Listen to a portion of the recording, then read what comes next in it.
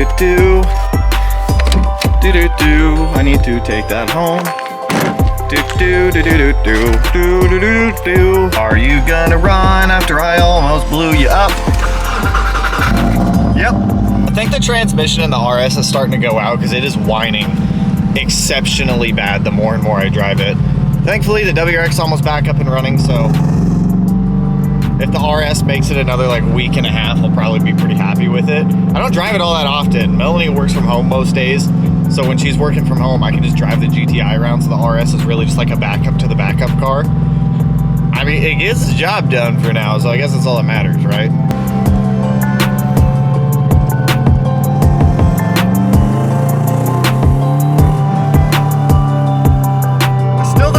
Why I put solid mounts in this thing. I don't think that camera's gonna balance right there, but you know what, we're gonna try. Yo, if you ever want to piss people off really easily, print off all of your own shipping labels at your house. Then when you come to the post office and you go to like the quick drop-off box, or you just go to the, like, I'm dropping my stuff off here to be shipped out areas, people get so mad. Some dude's like, you're cutting the line! I'm like, I already have a label! Leave me alone! Dude, it's the post office and the DMV, people get worked up so easily. In preparation for spanking Josh's booty up and down the street with the hatch, I have to do all the annoying stuff on the hatch today that I've been putting off that I just didn't want to do that we got to do today. I got to get the one more brake pad set put on, bleed the brakes on the hatch, fix something in the shifter because there's something that's misaligned, so I have to jump in there, fix it. I have a feeling it's those Torque Solutions bushings. I have a set of Cartboy ones that I bought that will swap over if need be to hopefully fix that. I need to finish measuring valve lash. I've already ordered some of the valve buckets that we need, but the big thing keeping me from getting this engine in the car is the valve lash. And then I'm just gonna knock out all the small annoying things on that EJ25 just to get it ready to be put back in the car. So let's start off with the easy stuff. Let's just toss some brake pads in this thing and then start bleeding the brakes. I got a motive power bleeder that we can use to get the process going. After that, I'll probably need a little bit of help.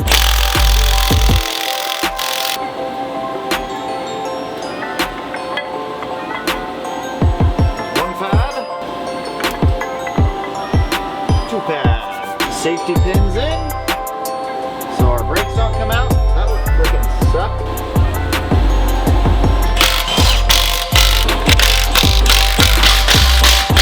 So if we're gonna go fast, we gotta stop fast. So I'm gonna be using this guy over here. This is called a motive power bleeder. I use this thing to prime engines for oil pressure. I use them for bleeding brakes. Essentially what this does is this little adapter will hook up onto the brake master reservoir, and then you can put pressure on this and it'll keep pressure on the system, so that way as you go to bleed the brakes, there will be continuous pressure put in there, so that way you're not gonna be pumping air into the system. So, oh, also, a lot of people buy these. I'll link this one specifically down below because there are different caps for like European cars and Japanese cars. So I'll get this link down below, but let me run around the car, start bleeding the brakes on this, start getting some of the air out. This doesn't do it 100% perfect, but it definitely helps get the process like way started.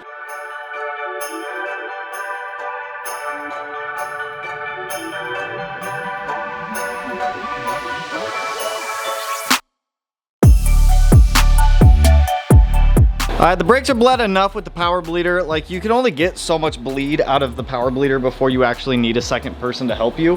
Why is there brake fluid on the floor right there? Oh, I spilt. There's only so much bleeding you can get with the power bleeder. The brakes feel stiff, but they're not all the way there yet, so I'll have someone help me with that later. I'm not too worried about it right now. Next up, I'm gonna finish calculating valve lash, so that way we can just get the last of our valve buckets ordered for this thing. Because valve buckets take like 2 to 3 weeks to ship, dude. It's stupid. So all I got left to do is measure this side. We should be solid, so let's get to measuring. Let's get valve buckets ordered, and let's fix the drivetrain on this, because I'll show you what I'm talking about. Just something feels misaligned in it.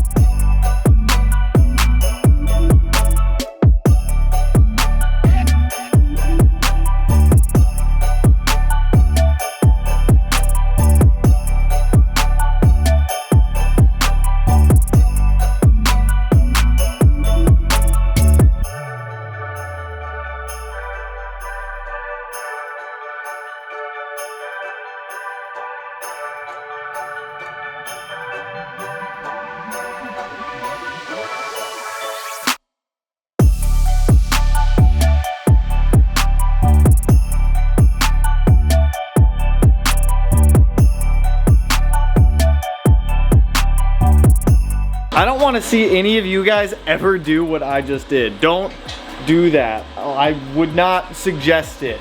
Only reason I just did what I had to do is because I had to do it. The valves were too long, and it was either grind valve buckets or tip the valve with the valve in the head and installed. So we tipped the valve with the valve in the head installed. You gotta be very careful because you gotta make sure the valve stays flat. I would just do not do what I just did.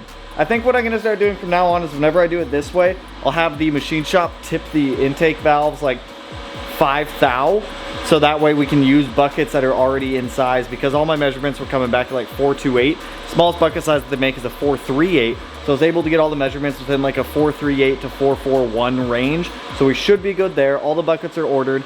Now we just gotta wait for them. But I found something out while I was doing this. Not only do you have to clearance the cylinder head for these cams, you also have to clearance the cam cap. If you guys can see right there, the cam is touching the cam cap. So I have to do it on both the...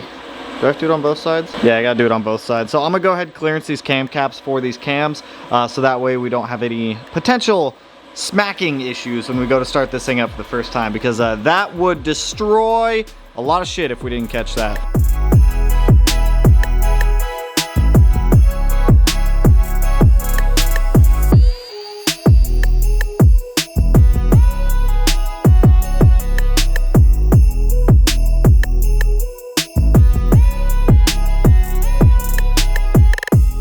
So if you're using Kelford cams, attention to detail, that's all I'm gonna tell you. Make sure the cam lobes are gonna clear everything. As you guys can see right here, we had to like really grind down that cam cap. A decent amount for that cam to be able to clear. It will clear now, which is all that matters. So now we've made sure that our valve lash is measured on these. We've made sure that our Kelford cams fit. And these are hand forged, by the way, from Mr. Kelford himself. From the steel of Thor's hammer, Kelford and his cams will make our WRX faster than Josh Bader's Forester. Signed by Mr. Kelford right there. You guys can see it right there. Whoop, Mr. Kelford. Now that the head situation is taken care of, we have our valve buckets ordered. I'm gonna go ahead and get some of the more smaller bullshit annoying things kind of put on here. PCV breather hoses, whatnot. I have to order clamps for these, but that's no big deal. The crossover pipes, all that kind of fun stuff right there. Get our dipstick tube back in. I know I have this guy around here somewhere, so I'm gonna find it, but let's get this engine looking more like an engine, I guess I should say.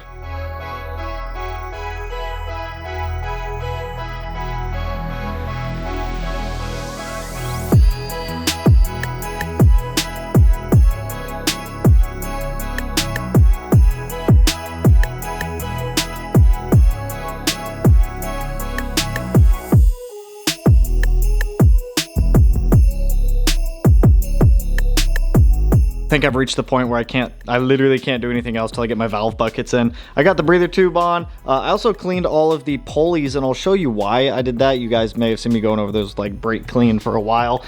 We have an HKS timing belt, these purple belts. What they do after a while is they leave like their coating behind on the pulleys. I'm not a huge fan of leaving the coating there if I can just remove it. So I just went through here with some brake clean, some just a little bit of Scotch-Brite just to clean up the surface, get all that purple hazing off. I reset the timing belt tensioner, the tensioner, not the temperature. Got the water pipe back on, some other miscellaneous small stuff just sitting around just to try to get this thing as done as I can with what I have here while I'm still waiting on stuff to come in. So that's about all I can do with that thing. So I'm gonna go play with my puppies for a little while. And yeah, I'll bring the camera because you guys like the puppy stuff, I guess. So let's go play with the puppy. Woohoo! Woohoo! Wow! Hi, Momo. Hi, Momo. Hi, Momo. What are you guys doing? What are you doing? What are you doing, Mochi?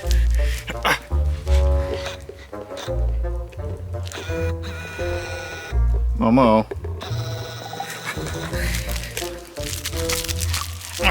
Can I see it? Can I see? Oh, good girl. Woohoo!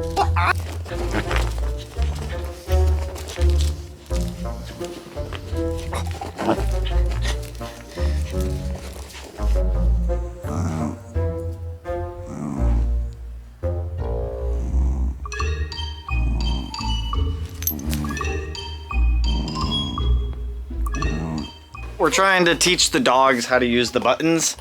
It's way harder than what we saw. We saw people on TikTok and like YouTube doing this, and they don't get it. They don't quite get it yet. They accidentally push the buttons and we get all excited and da-dum, da-dum, da-dum, da-dum, da-dum, da-dum, da-da! Paw. Good girl. Paw. Other paw. Good girl. Here you go.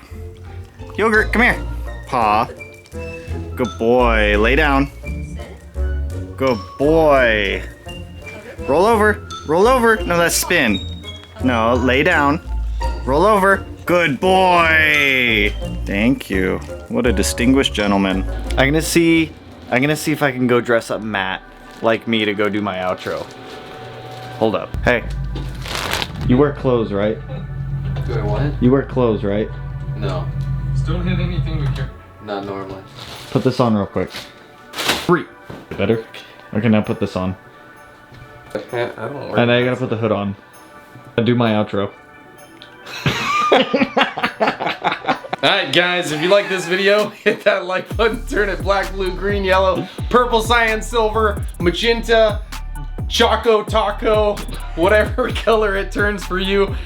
And don't forget to subscribe. I'll put it in one of these corners. Don't know which one it's gonna be yet. Probably this one here. And I will catch you guys in the next one. Peace out, homies. Wow! I'd give it like a 7.5 out of 10. I smell nice right now.